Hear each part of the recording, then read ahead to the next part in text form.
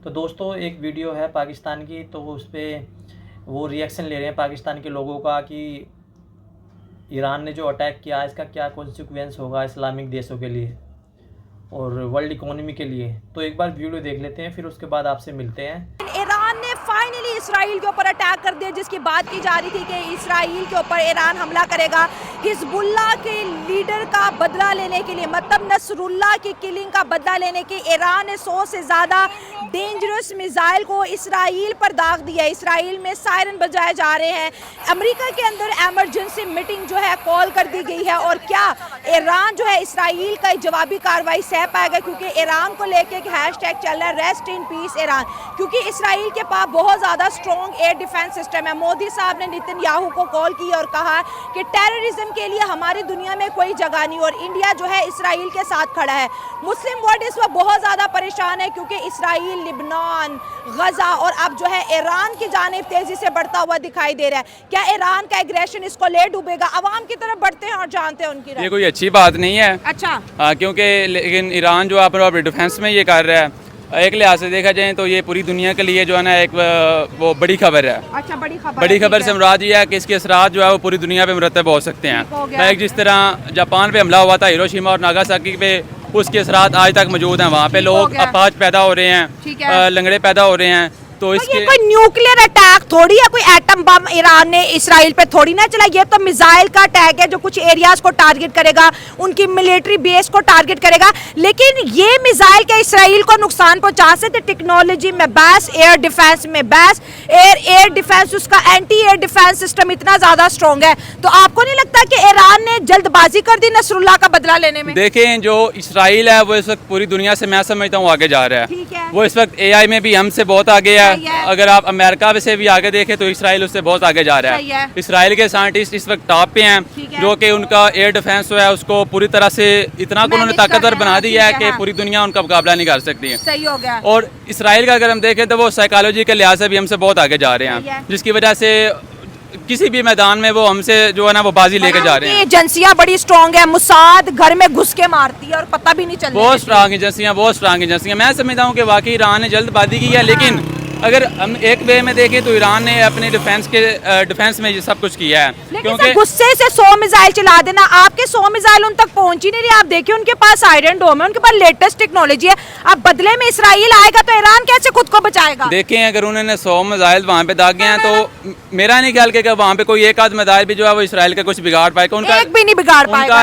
उनका जो defence system है वो बहुत तगड़ा है, बहुत स्ट्रांग है। अगर पाकिस्तान गौरी भी भेजे तो शायद गौरी भी उनका कुछ ना बिगाड़ सके, क्योंकि पाकिस्तान का ये मानना है, पाकिस्तान का दावा है कि हमारे गौरी मिसाइल में इतनी ताकत है कि वो इसराइल को 12 मिनट में तबाह कर सकता है। हाँ। लेकिन मेरा नहीं ख्याल कि पाकिस्तान का गौरी भी इसराइल के डिफेंस सिस्टम को वो नकारा बना सके। उनका इतना तगड़ा जो है वो डिफेंस सिस्टम है। बिल्कुल। तो मतलब पाकिस्तान की इंटेलिजेंट यूथ यही कह रही है कि ईरान को एग्रेशन इसराइल के लिए नहीं दिखाना चाहिए था। इसराइल इस वक्त जो है बहुत एग्रेसिवली लड़ा है। एक तरफ हमास की लीडरशिप खत्म की, अब हिजबुल्लाह की लीडरशिप को पेजर अटैक से जो है वो खत्म करे। उन्होंने वो रेडियो वायरलेस के अंदर जो है बॉम्बिंग फिट की हुई थी, जब मर्जी जिसको मर्जी उड़ा रहे हैं। लेकिन सवाल ये होता है, यहाँ पर एक बहुत बड़ी जमहूरी ताकत इंडिया की भी बात करते हैं। मोदी साहब ने नेतन्याहू को कॉल की और कहा कि हमारी वर्ल्ड के अंदर टेररिस्ट की कोई जगह नहीं है। मतलब उनका कहना यह है कि जो इसराइल कर रहा है वो ठीक कर रहा है और इंडिया उसको सपोर्ट कर रहा है। देखिए, बहुत से कंट्रीज ऐसे हैं जो इस वक्त इसराइल को एज अ टेररिस्ट स्टेट जो है वो रिकॉग्नाइज कर रहे हैं। अच्छा, और बहुत से एज अ फ्रेंड कर रहे हैं। जो एज अ फ्रेंड कर रहे हैं उनमें जो अगर हम देखें तो उनमें मोस्टली सुपर पावर्स हैं जो एज अ फ्रेंड इसराइल को ट्रीट कर रही हैं। ठीक है। और कुछ जो है वो डेवलपिंग कंट्रीज ऐसी हैं जो इसराइल को एज अ टेररिस्ट स्टेट जो है वो। इंडिया का स्टैंड कितना स्ट्रॉन्ग है इसराइल के? देखें, इंडिया ने जो स्टेटमेंट दिया है उससे इसराइल का जो अगर हम देखें उसका एक आलमी बरादरी में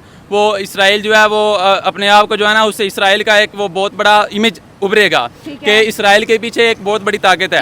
देखिए, इंडिया भी एक न्यूक्लियर पावर है और इंडिया का एक न्यूक्लियर पावर का दूसरी न्यूक्लियर पावर के पीछे खड़ा होना एक बहुत बड़ा जो है वो बड़ी बात है। तो इसलिए मैं समझता हूँ कि कोई भी इस तरह का कोई भी मसला है तो उसका जो वाहिद हल है वो कॉन्फ्रेंस है, लाइक वो मुज़ाकरात हैं।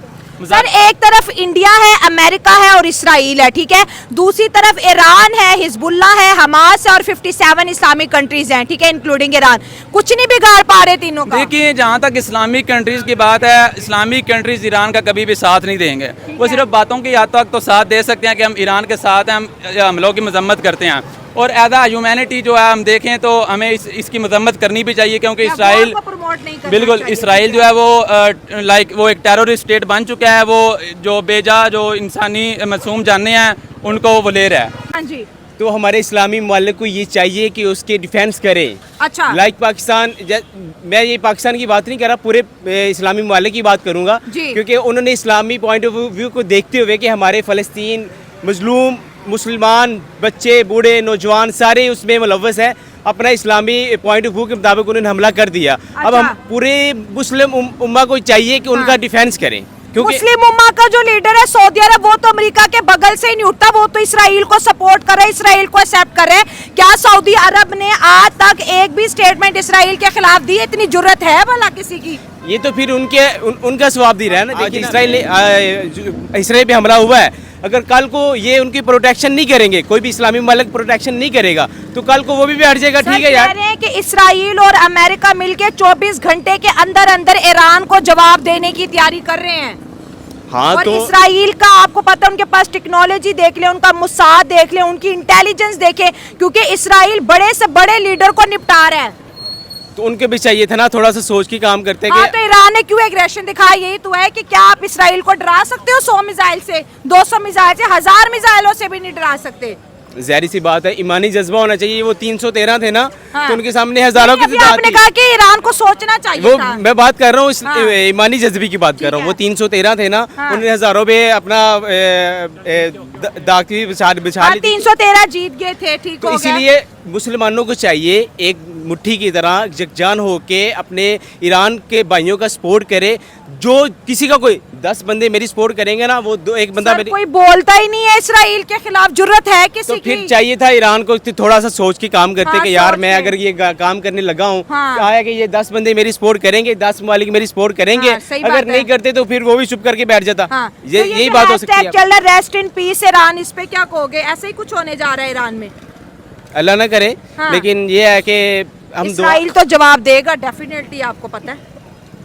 लेकिन मैं तो एक पैगाम देना चाहता हूँ पूरी उम्मत मुसलमानों को कि एक पूरा अपने ईरान भाइयों की प्रोटेक्शन करें। हाँ। ताकि अगर उन्होंने हिम्मत कर ली है, हिम्मत करके अपना इस्लामी भाइयों के लिए कोई अच्छा काम किया है, तो आप उनकी हिफाजत करें। बहुत अच्छा किया, मैं तो बड़ा खुश हूँ। अच्छा, अच्छी बात है, करना चाहिए। और हाँ। ईरान के पास कैपेसिटी भी है, कैपेबिलिटी भी है, क्योंकि ईरान को अगर हम स्टडी करें, उसको देखें तो ईरान बेसिकली फ़ाइट करता है प्रॉक्सीज़ के थ्रू। अच्छा। और हिज़्बुल्लाह जो है वो ईरान की एक प्रॉक्सी है। ठीक है। तो और वो प्रॉक्सी इसीलिए है क्योंकि डायरेक्ट वो वॉर कर नहीं सकता, क्योंकि उसको पता है कि यूएन से प्रेशर आ जाएगा, यूएस से प्रेशर आ जाएगा, वेस्ट से प्रेशर आ जाएगा, तो प्रॉक्सीज़ के थ्रू लड़ता है। और बड़ी अच्छी बात है, मुझे खुशी है, बिल्कुल उन्होंने ठीक किया, इट वाज जस्टिफाइड। पहले भी अगर देखा जाए तो ईरान ने इसराइल के ऊपर अटैक किया था, लेकिन इसराइल ने उनके सारे मिसाइल जो थे इसराइली बाउंड्रीज के अंदर आने से पहले ही ख़त्म कर दिए थे। अब ये 100 से ज़्यादा जो है डेंजरस मिसाइल कहा जा रहा है कि इसराइल की तरफ ईरान ने छोड़े हैं। तो इसराइल के पास तो आयरन डोम है, वो तो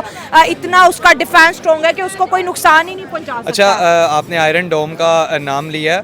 बेसिकली इसराइल को 3 लेयर्स कवर करती हैं। एंटी एयर डिफेंस है वो, इसके अंदर एक जो है वो एरो एयर डिफेंस सिस्टम है, एक आयरन डोम है और एक डेविड स्लिंग है। ये 3 लेयर्स हैं।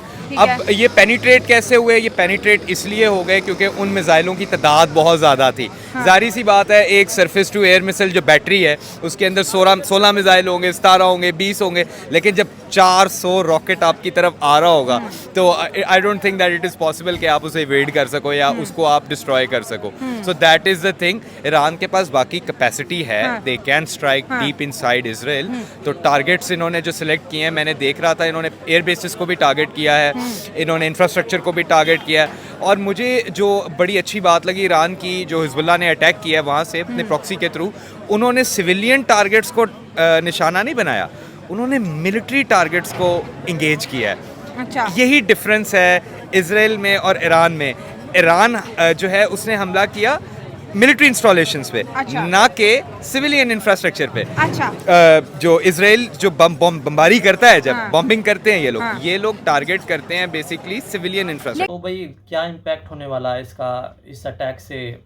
भाई इम्पैक्ट तो बहुत ज़्यादा होगा, क्योंकि हर देश की इकोनॉमी एक दूसरे देश पर निर्भर रहती है।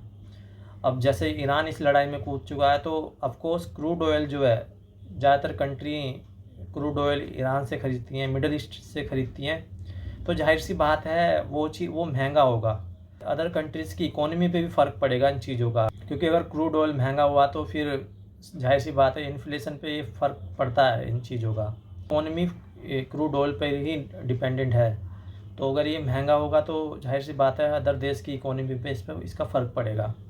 इजराइल ने ईरान के साइंटिस्ट को मारा था ड्रोन अटैक से, और तो जब से ईरान ने ठान ली थी कि इजराइल पर अटैक करना है, हमें बदला लेना है। तो अब देखते हैं क्या रिजल्ट होगा इसका। बट इजराइल मजबूत है पहले की तरह, क्योंकि अमेरिका उसके साथ है, तो भाई मदद तो यूएस करने वाला है ज़रूर, और यूरोपियन कंट्री भी साथ है, जर्मनी भी साथ है और अदर कंट्री भी साथ है, मगर ईरान सफ़र करने वाला है। तो देखते हैं आगे क्या होगा इस वॉर में। तो दोस्तों, अगर आपको मेरी वीडियो अच्छी लगी हो तो मेरी वीडियो को लाइक करें, चैनल को सब्सक्राइब करें, और मिलते हैं आपसे ऐसी टॉपिक पर।